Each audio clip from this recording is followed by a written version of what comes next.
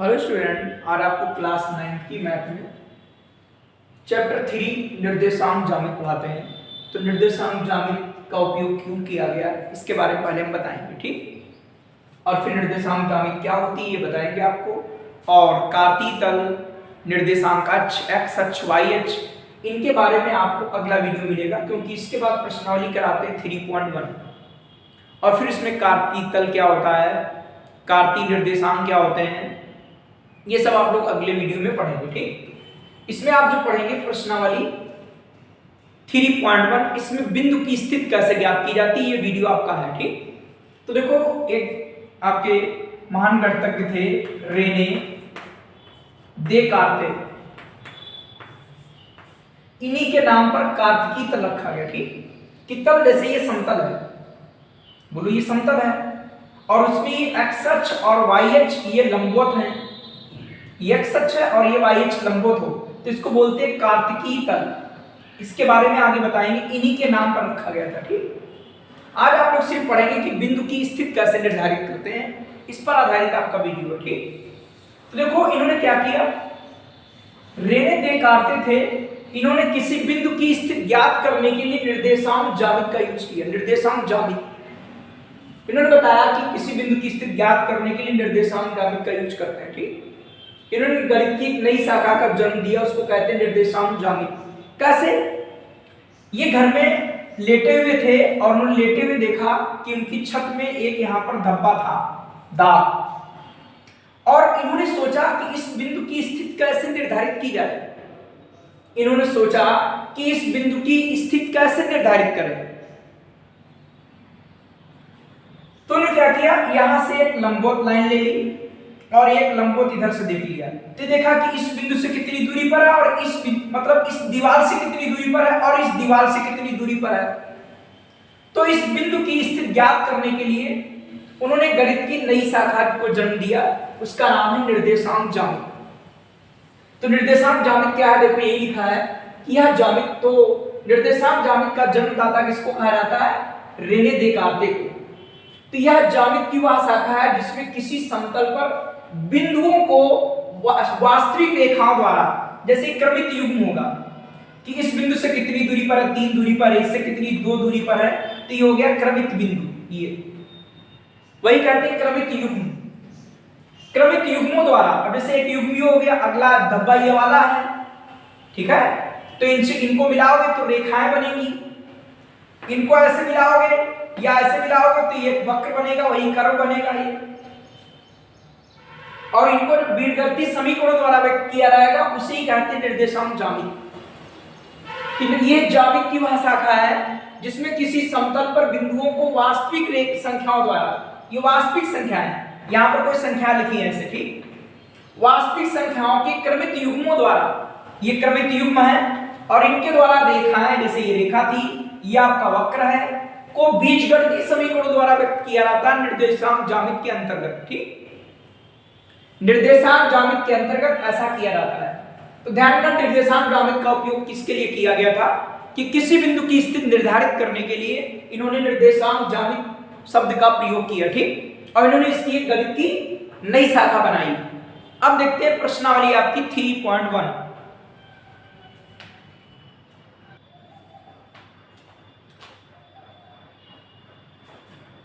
देखिए प्रश्नावली 3.1 का क्वेश्चन नंबर फर्स्ट। एक अन्य व्यक्ति को आप अपने अध्ययन मेज पर रखे टेबल लैंप की स्थिति किस प्रकार बताएंगे, ठीक। घर में एक टेबल आपकी मेज है, उस पर आपकी टेबल लैंप रखी हुई है और उसकी स्थिति आप किस प्रकार बताएंगे किसी व्यक्ति को।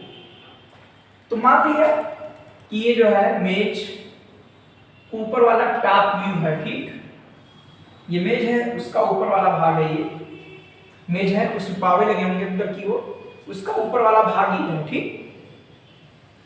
तो मेज, जो मेज है इसको हमने एक समतल मान लिया है कि जो ऊपर वाला भाग है, और टेबल लैंप, आपकी टेबल लैंप को बिंदु मान लिया है कि यहां पर आपकी टेबल लैंप रखी है, टेबल लैंप रखी है यहां पर, और इस बिंदु की स्थिति बताना।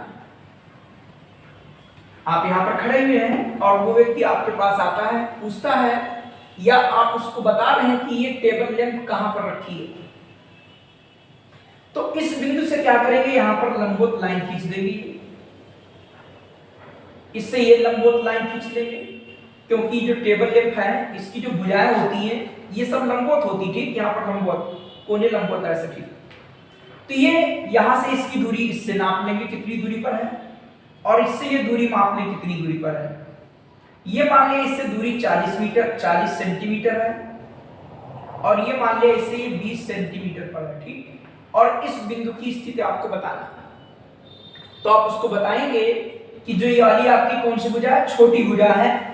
छोटी भुजा से ये जो टेबल लैंप है वो 40 सेंटीमीटर दूर रखी है, और जो हमारी बड़ी वाली भुजा है, जो मेज है, इससे 20 सेंटीमीटर दूरी पर रखी है टेबल लैंप। उस व्यक्ति को आप ये बताएंगे। मैं लिखा हुआ एक अन्य व्यक्ति को आप अपने अध्ययन मेज पर रखे टेबल लैंप की स्थिति किस प्रकार बताओ। आप यहां पर खड़े हैं, ठीक, ऐसे, और कोई व्यक्ति आता है आपसे पूछता है कि ये टेबल लैंप कहां पर रखी है, तो आप उसको क्या बताएंगे।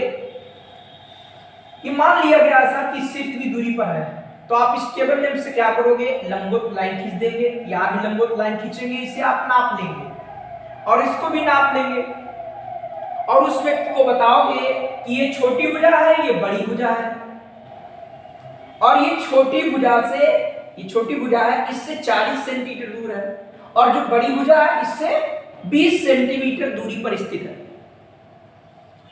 अब अगर इसको आप ऑरिजिन पॉइंट मानते हो, मूल बिंदु मानते हो, पढ़ाया जाएगा आपको मूल बिंदु, तो ये दूरी आपकी एक्स अक्ष वाली होती है, एक्स अक्ष वाली, तो इसको लिखेंगे 20 कामा, और ये 20 लिखा जाएगा और ये 40। ये टेबल लैंप की स्थिति हो गई। टेबल लैंप की स्थिति इस तरीके से 20 कामा 40। जब इसको अपने एक्स अक्ष मान लिया था और इसको वाई अक्ष मान लिया, यदि आप यहां पर हैं, इसको अगर एक्स अक्ष मान लेते हैं, इधर की ओर ऐसे घुमा दिया जाए, इसको एक्स अक्ष मान लो, इसको वाई अक्ष मान लो, तो एक्स अक्ष ये तो हो जाएगा आपका 40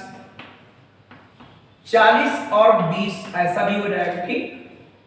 मूल बिंदु इसको माना था, अब इसको ऐसे घुमा दिया जाए और यहां से इसको एक्स अक्ष मानते, वाई इधर हो जाता, ऐसे घुमाएंगे, तो इसकी स्थिति आपकी 40-20 भी हो सकती है, ठीक है।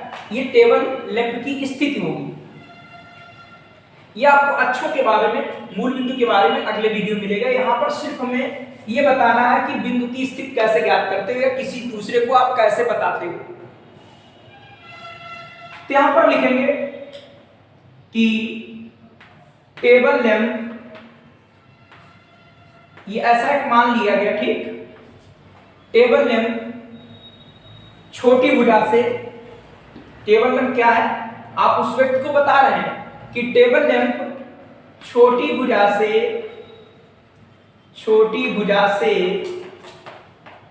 40 सेंटीमीटर व बड़ी भुजा से 20 सेंटीमीटर दूरी पर स्थित है।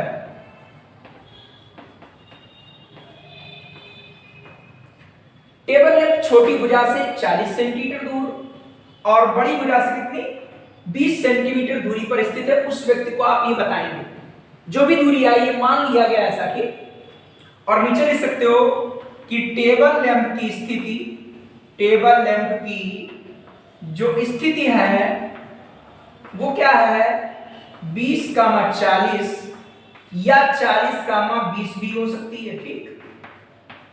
ये इसकी स्थिति है, ये आप स्थिति के बारे में बताएंगे उससे, ठीक, एक व्यक्ति को जो आपसे पूछेगा। तो टेबल जो आपकी मेज है, इसको ऊपर वाला भाग लिया गया जो टॉप व्यू है, और इस बिंदु को, टेबल लैंप को एक बिंदु द्वारा मान लिया गया। ऐसे कोई भी माप आप लिख सकते हो, ठीक। ये नहीं कि आपको यही माप लिखना, कोई माप लिख सकते हो। अब देखते हैं क्वेश्चन नंबर आपका 2।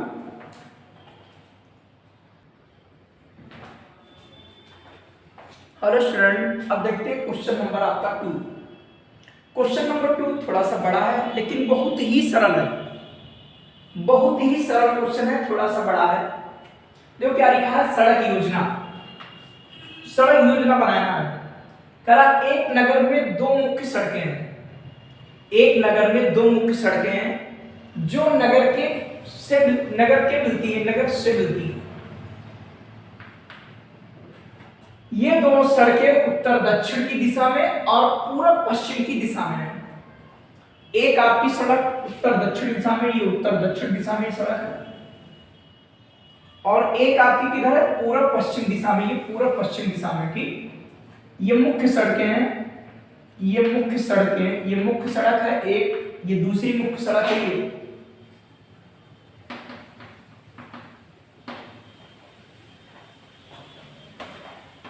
ये एक आपकी उत्तर दक्षिण दिशा में है और एक आपकी पूर्व और पश्चिम दिशा में है। ये सड़क आपकी उत्तर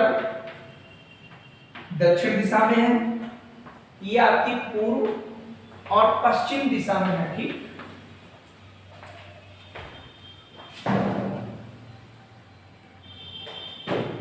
तो ये सब पूरा दिखाई दे रहा होगा। अब देखिएगा इसमें क्या कह रहा है क्वेश्चन में। ठीक, लिखा हुआ फिर से ध्यान दीजिए, दो मुख्य सड़कें हैं जो नगर से मिलती हैं। सड़कें इन मुख्य सड़कों ये दोनों सड़कें उत्तर दक्षिण की दिशा में, उत्तर दक्षिण दिशा में हैं, ये नगर से मिलती होंगी।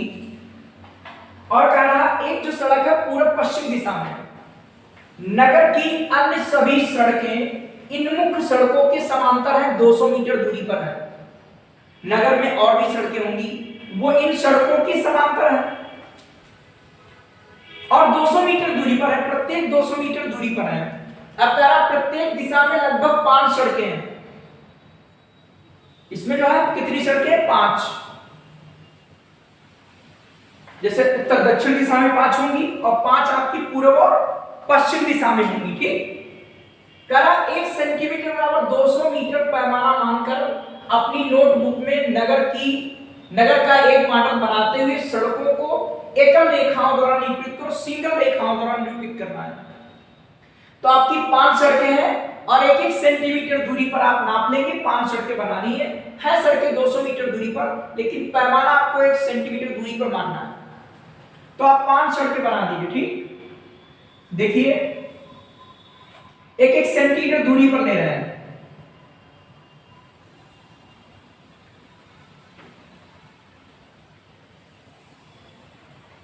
एक सड़क आपकी ये हो गई, दूसरी ये हो गई, तीसरी ये हो गई और चौथी सड़क आपकी ये है और 5वीं सड़क आपकी ये होगी।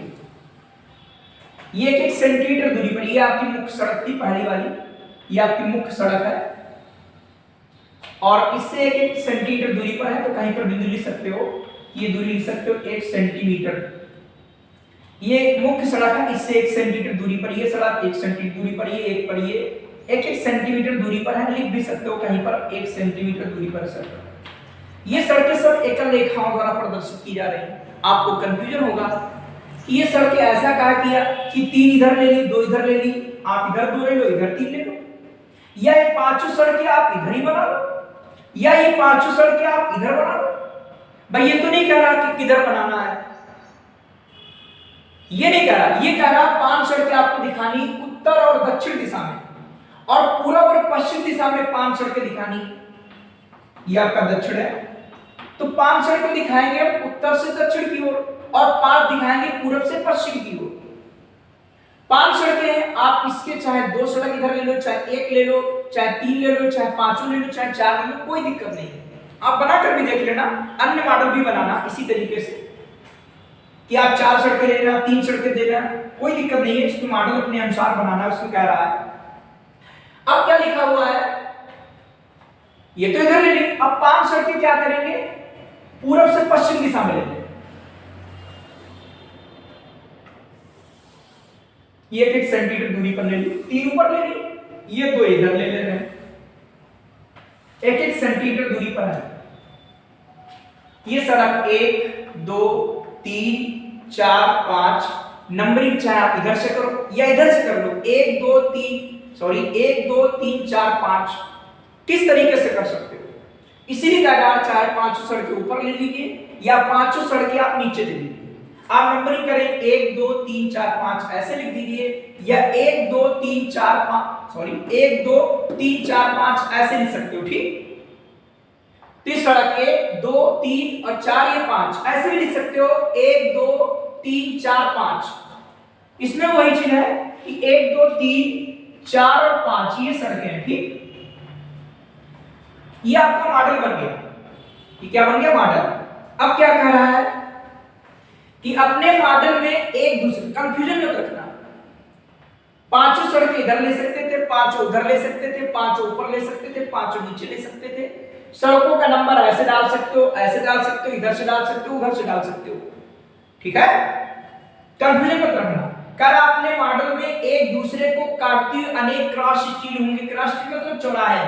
ये सब आपके क्रॉस स्ट्रीट हैं, अर्थात ये चौराहे हैं, ठीक। ये सब आपके क्रॉस स्ट्रीट है, ये सब। अगर एक विशेष क्रॉस स्ट्रीट दो सड़कों, एक विशेष जो कोई भी ले लीजिए, ये दो सड़कों से बना हो। कैसे? दो सड़कों से बनी है, जिसमें एक उत्तर दक्षिण से बना होगा और एक पूरब पश्चिम सड़क से बना होगा। ये कह रहा है प्रत्येक क्रॉस स्ट्रीट का निर्देशन इस प्रकार किया जाता है कि यदि दूसरी सड़क उत्तर दक्षिण दिशा में, दूसरी सड़क आपकी उत्तर दक्षिण दिशा में और पांचवी सड़क पूरब पश्चिम दिशा में, पांचवी सड़क ये पूरब पश्चिम दिशा में, तो कह रहा है तब इसे हम क्रॉस स्ट्रीट 2 और 5 लिखेंगे, कहेंगे दूसरी सड़क उत्तर दक्षिण दिशा में, पांचवी सड़क आपकी कहां? पूरब पश्चिम दिशा में। तो ये आपका क्रॉस स्ट्रीट ये बना और इसका बिंदु कहेंगे हम 2,5। इसको बिंदु कहेंगे 2,5। एक चीज ध्यान रखना, आप इसको ऐसे भी लिख सकते हो, तो 1 2 3 4 5, तो आपका ये आएगा बिंदु, तो इसे लिखेंगे 2,5।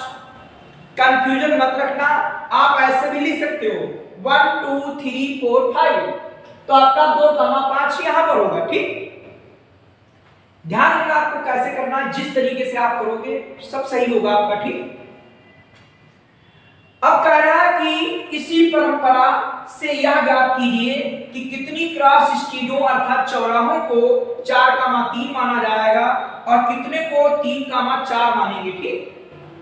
तो देखो 4,3, तो जो आप पहली सड़क ले रहे हैं दो वाली, वो लेते थे आप उत्तर और दक्षिण, और 5 वाली कौन से लेते थे? पूर्व पश्चिम। तो 4 है, तो 4 लेंगे उत्तर दक्षिण वाली और 3 लेंगे हम कौन सी? पूर्व पश्चिम वाली। तो आपका ये बिंदु आएगा यहां पर। भाई 4 से कौन सी ली? उत्तर और दक्षिण वाली, और 3 कौन सी ली? पूर्व और पश्चिम वाली। तो इस क्रॉस स्ट्रीट को 4,3 कहा।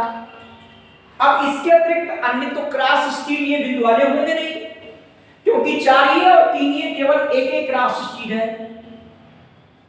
अगला करा 3,4 वाला, तो 3 वाली जो सड़क लेंगे उत्तर दक्षिण लेंगे, और 4 वाली सड़क कौन सी लेंगे? ये आप लेंगे पूर्व और पश्चिम में, ठीक। ये तो आपकी मुख्य सड़कें थी। तो यहां पर ध्यान रखना कि जो आपकी 3 लोग हैं वो कौन सी लोगे? उत्तर और दक्षिण, और 4 कौन सी जाएगी आपकी? पूर्व और पश्चिम। तो चौथी सड़क ये है और तीसरी सड़क आपकी ये थी। तो ये क्रॉस स्ट्रीट बन जाएगा क्या? 3,4, और ये भी केवल एक ही बिंदु होगा, और बिंदु ऐसे नहीं होंगे। भाई जो पहली वाली सड़क है वो लेते हैं उत्तर और दक्षिण की ओर, और जो दूसरी सड़क है वो पूर्व और पश्चिम। तो दूसरी सड़क थी, चौथी ये मिलेगी, ठीक है। तो ये आपकी सिर्फ एक ही एक क्रॉस स्ट्रीट होंगी बस। ये आपकी मुख्य सड़कें थी, ये थोड़ा चिन्ह पेन से बना देना जिससे आपका जो मॉडल अच्छा लगेगा। ये मुख्य सड़कें चिन्ह पेन से, और जो आपकी 5-5 सड़कें ये दूसरे पेन से बनाना जिससे आपका मॉडल अच्छा लगेगा, ठीक। तो ध्यान रखना कि ये 5 सड़कें ऊपर बना सकते थे, नीचे बना सकते थे, इधर बना सकते थे, उधर बना सकते थे, ठीक। आपको मॉडल बनाना है, इसमें कोई शर्त नहीं लिखी कैसे करना है। तो अब इसमें आगे लिखा था कि यदि दूसरी सड़क हम इस तरीके से मान लें और 5वीं ऐसे मान लें तो इसको 2,5 कहा जाएगा। इसी परंपरा को ध्यान में रखते हुए 4,3 वाले कितने क्रॉस स्ट्रीट होंगे? 1, और 3,4 वाला भी एक ही क्रॉस स्ट्रीट होगा। तो आप इसके नीचे लिख सकते हो नंबर 1, ये आपका सॉल्यूशन था, ठीक। नंबर 1 में क्या लिखेंगे कि 4,3 4,3 कितने क्रॉस शीटों को 4,3 माना जाएगा?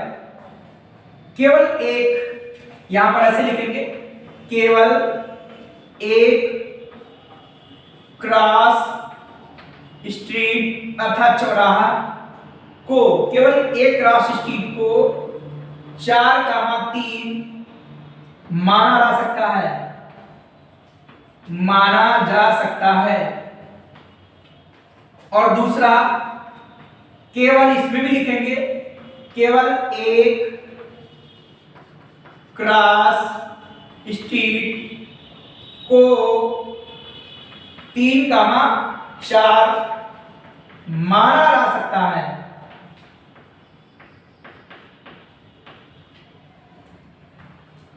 तो इस तरीके से आपको ये मॉडल बनाना है। और यदि कोई कंफ्यूजन हो तो आप कमेंट्स के द्वारा पूछ भी सकते हो।